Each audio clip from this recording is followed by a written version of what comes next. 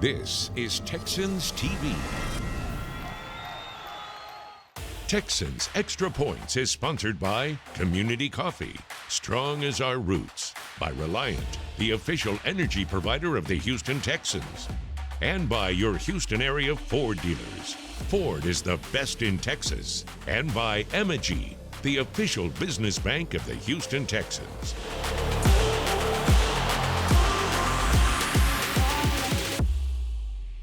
We got a massive Texans Extra Points because this is a massive weekend here in Houston. Thank you so much for watching. My name's Drew Dougherty. I'm your host, and we've got Deepi, Sidhu of the Houston Texans. We got Jonathan Alexander from the Houston Chronicle. Yo, there's a lot to discuss. Y'all ready? We're so ready. Never been readier. Ready as you can be. Ready as you can be. Okay, well, we got to get ready by getting you the quick hits. That's what's coming up in the show. We're going to go one-on-one in just a little bit with wide receiver Nico Collins. We'll have keys to a Texans victory. We'll also have Texans to watch against the Steelers on Sunday. And as always, we got to break things down X's and O's wise with the telestrator. John Harris is going to rock that, talking about the defense. But we got to talk about the offense. We got to start off with the quarterback because C.J. Stroud, week 1 to week 2, made a big step. Week 2 to week 3, another massive step. So if that progression holds, what is the big step week 3 to week 4 against the Steelers, Jonathan? I mean, I think he's got to continue to take care of the football and throw touchdowns like he did. 2 touchdowns last game. I think the offense was efficient. They looked the best they had all season. Early in that first week, they were having those procedural issues. It seems like that's a thing of the past. And now they're starting to get things together. The passing game is opening up things for the running game, so that's important. So CJ needs to continue to be efficient. The run game needs to get going. And Texans continue to roll. All right, he's saying efficiency. What's the big step for CJ for you? I think that him getting the ball out quick was huge. He attributed the no sacks to the O-line, but I think a lot of it was also him just being able to get rid of the ball quickly. He's definitely going to have to do that against the Steelers front that has T.J. Watt in it. I almost said J.J. Watt. He has T.J. Watt because it's pretty much the same thing, right? 6 sacks in 2 games. He definitely has to watch out for that pressure coming up front. No doubt. Okay, speaking of pressure, speaking of sacks, there were 0 sacks allowed by the Texans offensive line last week. And that was a Texans offensive line that the left side, they basically got here in September. Didn't have training camp or preseason to go through. So we got to give some flowers out. So what type of floral arrangement does that Texans offensive line deserve for what they did last week? I mean, I would put some tulips in there, some like roses are a bit done. I do like tulips. I don't know if that's seasonal or not, but I would give them their flowers because that was not an easy task that they had to do against Jacksonville. Those guys have not had a lot of chemistry together, and to give up no sacks in a game like that with a rookie quarterback, I mean, there are not enough flowers in the world. I mean, you ask most Texans fans, they do not want to see the rookie quarterback, the number 2 overall pick, get hit. There's not enough flowers in the world that can really reward what they were able to do in week 2. Hopefully they can keep it going now here. All right, marigolds, petunias, what are we going with? Begonias, what do you got? I'm not a flowers guy, so I'm not a super expert, but you definitely have to give credit. Bobby Slowick said it in his Thursday press conference. They just need continuity. Yeah. The same line out there, and it worked. They gave C.J. Stroud enough time to hit those big throws to Tank Dell. A couple of big throws, and they paid off. They deserve credit. No doubt. Okay, you just brought up Tank Dell. He had a big week in week 3. The week before it was Nico Collins. Robert Woods has been chipping in the whole way through as well. So complete this sentence. The pass catcher who thrives the most versus the Steelers will be? I'm going to say Nico Collins. Okay. Yeah, I think the tools are coming together. He's such a dangerous threat. 6'5", 215 pounds around there. He can do it all. His speed, I think he's really starting to come on. I think he had an off game. They put a lot of attention on him last game. And I think Tank Dell's, he's coming along too. But I think Nico Collins is the one who's going to have a big game. He goes with Nico. You had a chance to go one-on-one with Tank Dell in the deep slant this week. Is he the guy that you're picking up? I don't think you can go wrong with any of these 3 guys, but I'm actually going to go Robert Woods. I feel like just the veteran security blanket. He was Mr. Third Down in week 1. I feel like he's had a quiet week last week, so I feel like every week it's somebody different. So I'm going to go with Robert Woods just because he's the veteran, and I think that C.J. Stroud has really relied on him. Yeah. Jonathan brought up Nico Collins a little earlier, so it's natural. Let's talk with the big fella. I had a chance to go one-on-one with the wide receiver earlier this week. Wide receiver Nico Collins joins us now. Nico, this offense has been rolling the last 2 weeks. How come? I feel like we clicking, man. I feel like we learning from our previous mistakes, correcting them, and just building from there. I feel like we chasing like details each week, each game. I feel like it's something we learn from it, then we go to practice, attack it, and then I feel like those details just keep stacking each week. And I feel like, man, it's gonna get better and better for everybody. Yeah, and on a wide receiver level, each of you guys, each week is coming up with big plays and game-changing plays. And it doesn't matter who it is, it's you, it's Robert Woods, it's Tank Dell. What's it like being a part of that wide receiver room right now and knowing what you guys are doing? Man, it's amazing, man. Just knowing like anybody can go get you 100 yards to go crazy any day, anytime. You can't stop everybody. So I just feel like it's a lot of playmakers, man. And whenever everybody get the ball in their hands, they ready to score. Really make a play for the offense. Get that juice going. Really get the momentum going for the whole team. Because I feel like it kind of starts with the offense, O-line, quarterbacks, man. We need those big plays. Take a shot downfield. Seven gonna put it on the dot, man. Just go and make a play. Well, you brought him up a moment ago, C.J. Stroud, kind of in union with what you were saying about you guys as an offense. Every week keeps getting better. So what's that mean for him moving week 3 to week 4? Man, it means a lot, man. We got his back 100% of the way. And, we gonna do whatever for him.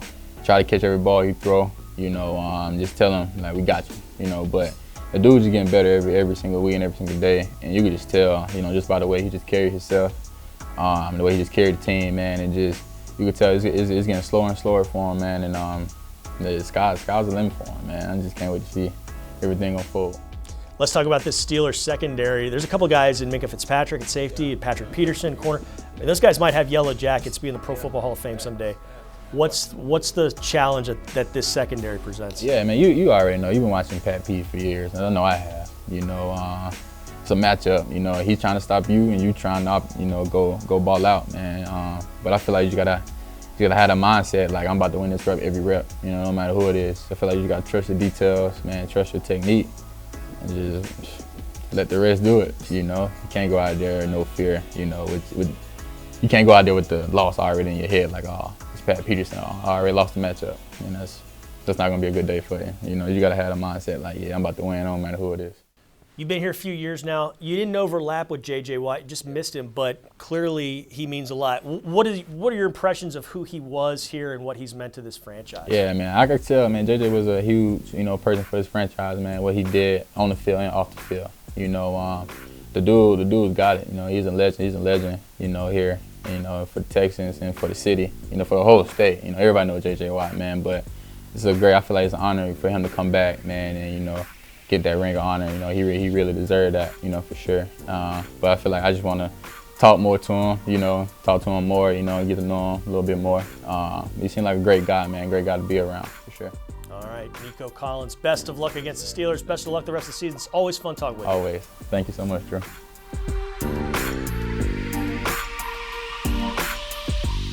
Manuel puts the leg down, gets the snap, quick throw, and picked off Watt to his left 30, 35, 40, the 50.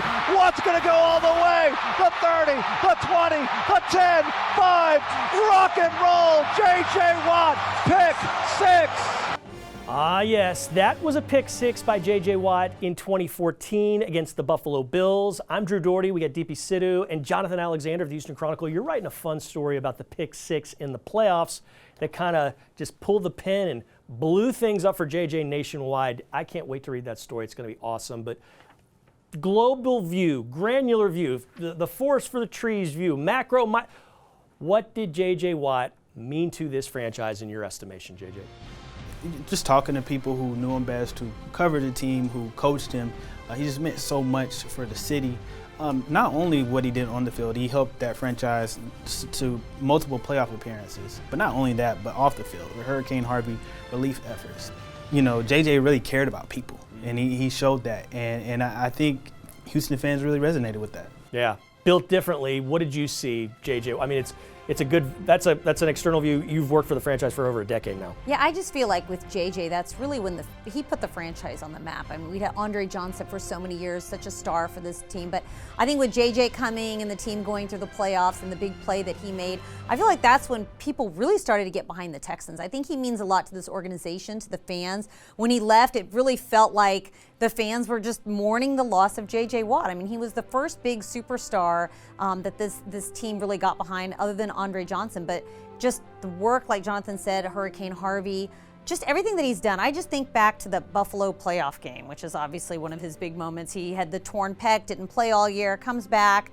The Texans were down in that game against the Bills in the wild card. JJ gets a sack after coming off the torn pec, and the whole place erupted. The whole sideline erupted. I feel like he's had so many moments in games that have really injected life into this team. And I think coming back, it's nostalgia for all of us. I mean, nostalgia's big right now for the kids, so I hear, but I think for the fans to see him get his name getting put up in the rafters, it'll be a great way to honor his legacy. No doubt. And a guy who is hoping to follow in those footsteps, and everyone's really hoping to follow in those footsteps, is Will Anderson Jr. So let's play the over-under game. 1.5.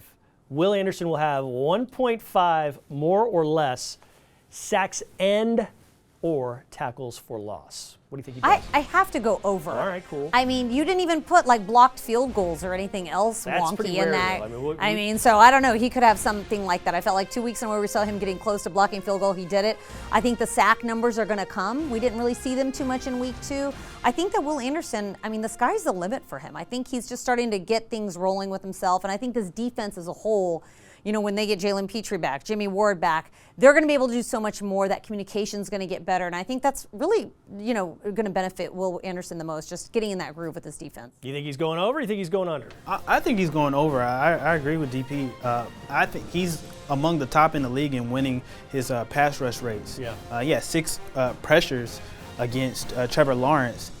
The Jaguars and Gardner Minshew with the Colts the last 2 weeks, they like to get the ball out quick. That was a big reason why Will Anderson wasn't able to get to the quarterback, but Will Anderson is doing everything that he needs to. I think eventually, just like DP said, those sacks are going to come.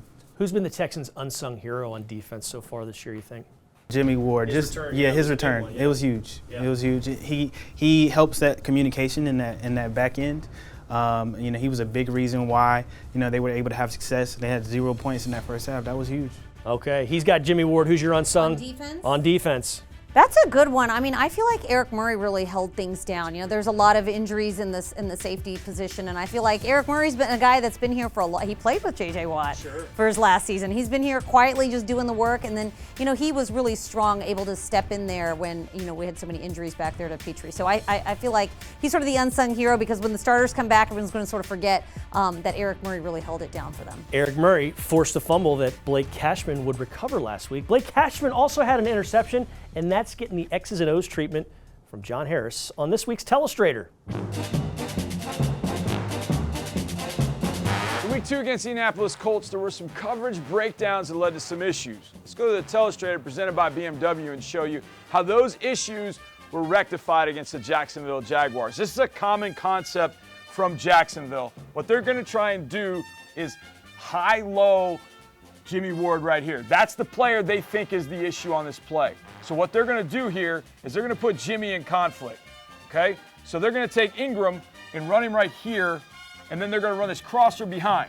So low, high, and then they're going to read this guy. That's what they're trying to do, create a high-low situation, and that's the guy that they have chosen to read on this particular play. But that makes this move by Blake Cashman one of the best because they're able to take away the high and the low because Ward jumps on the low route. But Blake Cashman reads the eyes. He knows where Trevor's going with his ball. One of the things Blake talked about was if you read Trevor's eyes, he'll take you to the ball, and he did on this play. This route doesn't get all the way over, so it really doesn't hurt Ward, and Blake is in the perfect position. So Jimmy plays this perfectly. Hey, when Ingram settles up, you got it. Cashman gets over in front of that ball, and that is tremendous. I mean, this is just a tremendous interception, and Blake really just making a play, reading eyes, and being an athlete. And that interception is just incredible. Let's look at it from the end zone view here. Now, one other thing you'll see here before we get the interception, you got John Grenard standing up, you got Will rushing, you got just 3 guys down. So you're giving Trevor a different look, okay? You got Henry that's about to blitz. You got all kinds of different things going on here, all right? And so they're trying to loop, they're doing some different things. That's going to muddy the picture for Trevor Lawrence. Look at Blake. His eyes are right. He knows exactly what's coming. He knows, hey, that route, and he's feeling it. Now he's looking back. Watch his head. This is great linebacker play. All you young linebackers at home, check this out. Look at Blake. When he drops, he looks for the receiver, gets his eyes back to the quarterback, reads his eyes, and then goes and takes the ball away. Man, you can't play it better than that right there on defense. That's got to continue for the Houston Texans in 2023. Backs up to throw, swings it out right side, caught J.J. Watt! Oh my goodness! I will never forget getting elbowed in the ribs in the press conference at the Oakland Coliseum and somebody telling me, hey, J.J. Watt's in the game at tight end. And then about a second and a half later, he catches a touchdown pass. I'm Drew, that's Deepi, that's Jonathan. So let's focus solely on the Steelers in this segment. What sort of challenge does Kenny Pickett at quarterback present for the Texans defense? I think Kenny Pickett is a dual threat quarterback. He can take off with his legs. He likes to make plays with his legs. So I think that's the challenge in focusing on his arm and what he can do running.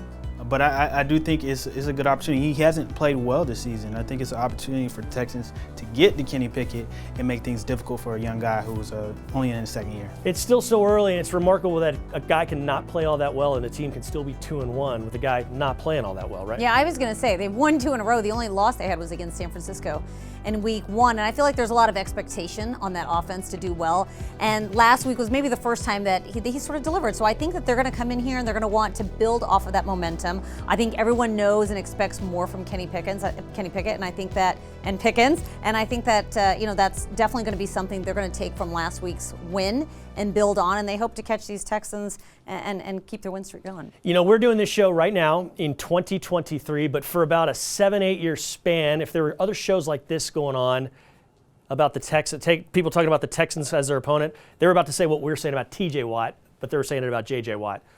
This guy is a problem with a capital P. How about that? What do the Texans need to do to protect against this guy? Yeah, he's a menace. 6 sacks this season already. That's crazy. And like we mentioned earlier, the Texans are having an issue with their injuries. Left tackle, we don't know yet who's going to start over there. Josh Jones did not participate in practice on Wednesday, so that is definitely a concern. So DeMeco Ryans talked about it in his press conference Wednesday. He said that it's going to take a team effort. They're going to have to put extra players. Their tight ends are going to have to help out because keeping C.J. Stroud upright is going to be of utmost importance. He's got to get the ball out quickly, like DP mentioned earlier, like he did in the Week 3 game. What's the challenge from TJ? I mean, I think we saw what other opposing offensive coordinators had to do against JJ, right? It was exactly what Jonathan said. DeMeco alluded to it in his press conference as well. Just extra bodies. Just going to have to have extra people on TJ Watt. That's going to leave somebody else open. So, it doesn't really solve your problem, but at least slows TJ Watt down a little bit. You don't want to give him an easy path to the quarterback. So I think you just as many bodies as you can put him on, you can. I don't think that he's a guy that you could just handle one-on-one. All right, time now to get into the Texans to watch. Who you keeping your eyes on against Pittsburgh? I think I'm keeping an eye on Dameon Pierce. I think that they're going to the Steelers defense is really good, and the Texans are going to have to run the ball effectively in this game. We haven't seen Dameon Pierce get off for a big game yet, and I think this is a game that they're going to need him to really show out. So they're going to have to make things a lot easier for him because I think C.J. Stroud's going to be feeling a lot of pressure this game. All right, he's got Pierce. I mean, he totally took my answer because the Steelers against the run, they're at the bottom of the league. That's a great choice. Can I pick Andrew Beck to the fullback? We'll I interviewed him this week. He's phenomenal. He is fluent in sign language. I know that's neither here nor there. But you know what? I am going to watch Andrew Beck because I feel like after the play he had on special teams last week, we all are starting to get to know Andrew Beck a little bit better, and he is definitely going to help in the run game on offense and also on special teams. Deepi, Sidhu calling a shot with Andrew Beck. All right, I'm going to go with Jalen Petrie. I picked him a few weeks back. I'm going to pick him again now. It's his first game returning from the injury. He was out there on Wednesday participating, said it felt great to be back out there. Let's get a pick. Let's get 2 picks. Let's get a tackle for loss. Maybe all of those things, and we are going to keep our eyes on Petrie, on Beck, and on Pierce. We're going to keep our eyes on you because we want you back after the break. We have much more Texans Extra Points. Extra Points has been sponsored by Community Coffee, Strong as Our Roots, by Reliant, the official energy provider of the Houston Texans, and by Mattress Firm, the official sleep partner of the Houston Texans. Deepi, Sidhu, Jonathan Alexander, I'm Drew Dougherty. So Jonathan, we've got to get 2 keys to a Texans victory. What must they do to beat the Steelers on Sunday? I think they've got to protect C.J. Stroud. Yep. And that's number one. And I think they got to get turnovers because the Steelers defense are definitely going to make things happen. So if the Texans can force turnovers and they can increase their possessions, I think that'll spell success for them. All right, he stole mine. I always take the turnover battle, win the TO differential thing, so kudos to you on that one. What do you got, Deepi? What are the keys? I mean, I would get the run game going. I think you see it getting closer and closer. I think if you can get Dameon Pierce to get the run game going, it definitely takes some pressure off CJ Stroud because, like Jonathan said, you got to keep him upright, you got to keep him healthy. And I'm going to take yours. Big teams, big plays on special teams. I know that's your favorite thing. And Frank Ross told D'Amico Ryans before the Jacksonville game, you're going to get some big plays out of special teams. And I assume he's going to say the same thing again this week. Wow, that's some prescience there. That's amazing that he called. I mean, that was my key to a victory last week. One of them was big plays, be special on special teams, and they were special in so many ways. So I'm going to go with this. Get an early lead any way you can because then you can bury a team. We saw them do it in Jacksonville, and then once they started to kind of creep back in it, your guy, Andrew Beck, our guy really, Andrew Beck, closed the door and sucked the wind out of the building. On top of that, limit those penalties. They're still kind of dancing with disaster, but they were able to kind of dance around it last week. Let's limit those pre-snap penalties and get good things going. Jonathan Alexander, thank you so much for the time. Deepi Sidhu, as always, thank you for the time, and we appreciate you watching us. This has always been a fun thing to do. Texans Extra Points. We'll be back in the game and back at the same spot next week. Till then, so long and go Texans.